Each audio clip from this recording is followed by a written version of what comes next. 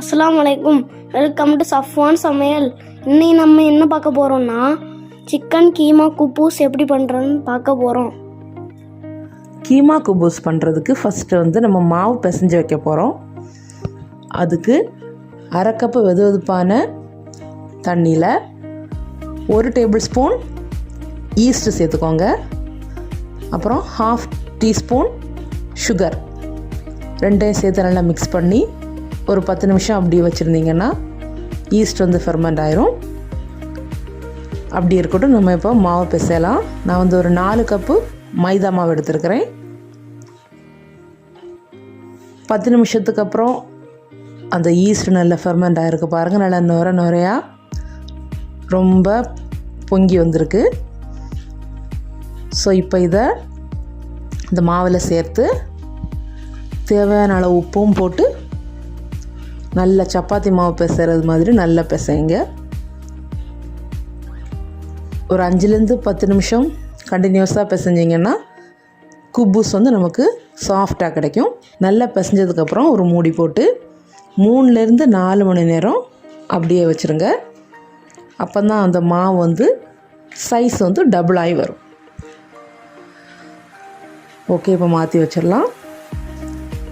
Next அந்த குபூஸோட filling எப்படி ready பண்ணலான்னு பார்க்கலாம். அதுக்கு நான் அன்றைக்கி 1/2 கிலோ கொத்துக்கறி எடுத்துருக்கிறேன். கொத்துக்கறி எப்படி பண்ணணுன்னா, முள் இல்லாத சிக்கன் வாங்கி மிக்ஸி ஜாரில் ஒரு 2 பல்ஸ் விட்டிங்கன்னா அழகாக கீமாவாக ரெடி ஆயிரும். ஃப்ரெஷ்ஷாக நீங்கள் கடையில் கீமாவாகவே இருந்தனா கூட நீங்கள் வாங்கிக்கலாம். வீட்டில் பண்ணுறது ரொம்ப ஹெல்த்தி கூட. ஸோ ஒரு வாணலியில் தேவையான அளவு எண்ணெய் சேர்த்துக்கோங்க. எண்ணெய் காஞ்சதும் 1 டீஸ்பூன் ஜீரகம் பொரிஞ்சதும் 2 பெரிய வெங்காயத்தை பொடி பொடியாக நறுக்கி வச்சுருக்கிறேன். அதை சேர்த்து நல்லா வதக்கிக்கோங்க. தேவையான அளவு உப்பு சேர்த்து வதக்கினீங்களா இன்னும் நல்லா சாஃப்டாக வரும்.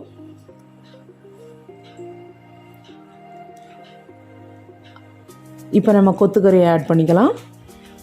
வெங்காயம் வதங்கினதும் 1 டேபிள் ஸ்பூன் இஞ்சி பூண்டு பேஸ்ட் சேர்த்து மறுபடியும் நல்லா வதக்கிக்கோங்க.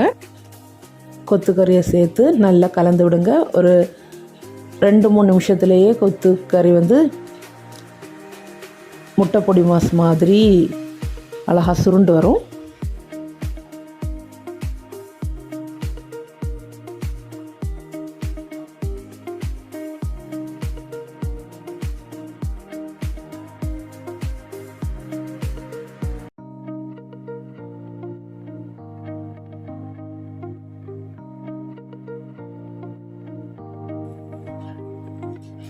ஸோ அதில் நான் இப்போ ஹோம் க்ரோன் ஸ்ப்ரிங் ஆனியன் சேர்க்க போகிறேன்.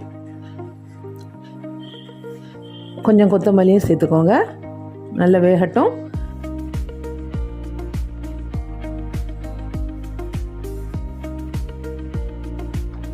இப்போ 1 table spoon Kashmiri chilli, 1/2 teaspoon pepper பொடி, 1/2 டீஸ்பூன் மஞ்சள், அப்புறம் 1 டேபிள் ஸ்பூன் கறி மசாலா தூள், இவ்வளோ சேர்த்து நல்லா மிக்ஸ் பண்ணுங்கள். இப்போது ஆல்மோஸ்ட் ரெடி ஆகிடுச்சு. ஃபைனலாக கார்னிஷ் பண்ணுறதுக்கு ஸ்ப்ரிங் ஆனியன்ஸும் மல்லி இலையும் சேர்த்து கார்னிஷ் பண்ணிக்கலாம். இப்போ அதை அப்படியே ஆற வைங்க. இப்போ நம்ம மாவை பார்க்கலாம். மாவு பார்த்திங்கன்னா டபுள் சைஸாக ரைஸ் ஆகிருக்கு. அதை லைட்டாக கொஞ்சம் பிசைச்சிக்கோங்க. லைட்டாக அதை பிசைஞ்சு பால் மாதிரி ரெடி பண்ணிக்கோங்க. ஸோ பரோட்டாவுக்கு மாவு ரெடி பண்ணுறது மாதிரி பால் ரெடி பண்ணிக்கோங்க. இப்போ ஒரு ஒர்க் போர்டில் கொஞ்சம் மைதா மாவை தூவி சப்பாத்திக்கு ஸ்ப்ரெட் பண்ணுற மாதிரி ஸ்ப்ரெட் பண்ணி குபூஸ் ஷீட் ரெடி பண்ணிக்கலாம். நல்லா ரோல் பண்ணிக்கோங்க. ரவுண்ட் ஷேப்பில் ரோல் பண்ணி அதை ஒரு பிளேட்டில் மாற்றிக்கோங்க. இந்த மாதிரி எல்லா பால்ஸ்லையும் ரோல் பண்ணி மொத்தமாக மாற்றி வச்சுக்கோங்க.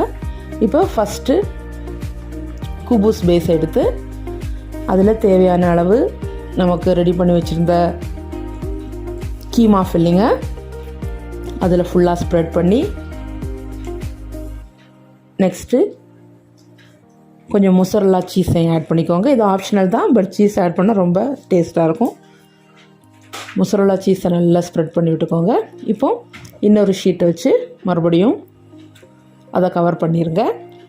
கவர் பண்ணிவிட்டு ஓரங்களில் லைட்டாக தண்ணி சேர்த்து கொஞ்சம் ப்ரெஸ் பண்ணி விட்டிங்கன்னா ஓரங்கள் வந்து அந்த ஃபில்லிங் வந்து வெளியே வராமல் இருக்கும், சீல் ஆயிரும்.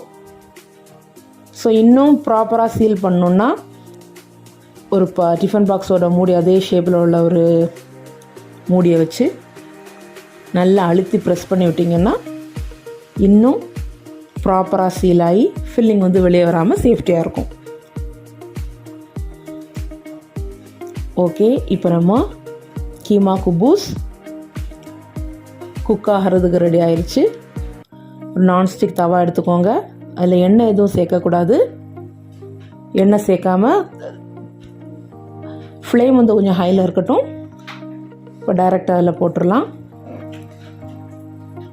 ஒரு 20-25 செகண்டுக்குள்ளாடி பார்த்திங்கன்னா லைட்டாக பபிள்ஸ் வர ஸ்டார்ட் ஆகும்.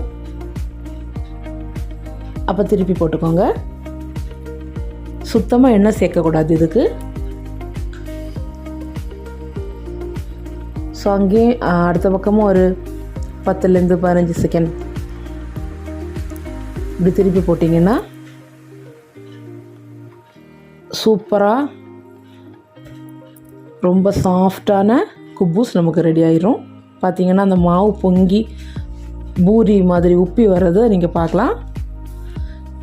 இப்போ ரெடி ஆயிடுச்சு. நம்ம பிளேட்டில் ட்ரான்ஸ்ஃபர் பண்ணிக்கலாம். ஸோ நம்ம குப்பூஸ் வந்து ஈஸியாக ரெடி ஆகிட்டு இப்போ நம்ம அதை எப்படி சர்வ் பண்ணலான்னு பார்க்கலாம். ஸோ அது எப்படி பண்ணலான்னு பார்க்கலாம். நீங்கள் ரெடி பண்ணி வச்சுருக்க எல்லா குப்பூஸையும் நான் இப்போ எடுத்துருக்கிறேன். ஒரு கட்டர் வச்சு கட் பண்ணுறேன் பாருங்கள். எவ்வளோ சாஃப்டாக அந்த கட்டர் வந்து அந்த குபூஸ்குள்ளே அடி இறங்குதுன்னு பாருங்கள். அவ்வளோ சாஃப்டாக இருக்குது. இப்போ பார்த்தீங்கன்னா சீஸ் சேர்த்துருக்கிறனால எவ்வளோ சீஸியாக இந்த ஃபில்லிங் உள்ளுக்கு நமக்கு இருக்குன்னு பாருங்கள். ஸோ பார்க்குறதுக்கே ரொம்ப டெம்டிங்காக இருக்கும்.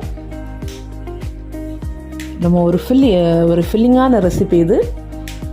ஸோ குழந்தைங்களை ரொம்ப விரும்பி சாப்பிடக்கூடிய ரெசிபி. வீட்டிலையே ஈஸியாக கீமா குபூஸ் நம்ம ரெடி பண்ணிக்கலாம். ரொம்ப ஹெல்த்தியான ரெசிபியும் கூட. டேஸ்ட் எக்ஸ்ட்ரா ஆர்டினரியாக இருக்கும். ஒரு வாட்டி செஞ்சிங்கன்னா திரும்ப திரும்ப செஞ்சு பார்ப்பீங்க. ஸோ இந்த ரெசிபியை ட்ரை பண்ணி காமெண்ட் பண்ணுங்கள். வீடியோ பிடிச்சிருந்தா சப்ஸ்கிரைப் பண்ணுங்கள். தேங்க்யூ.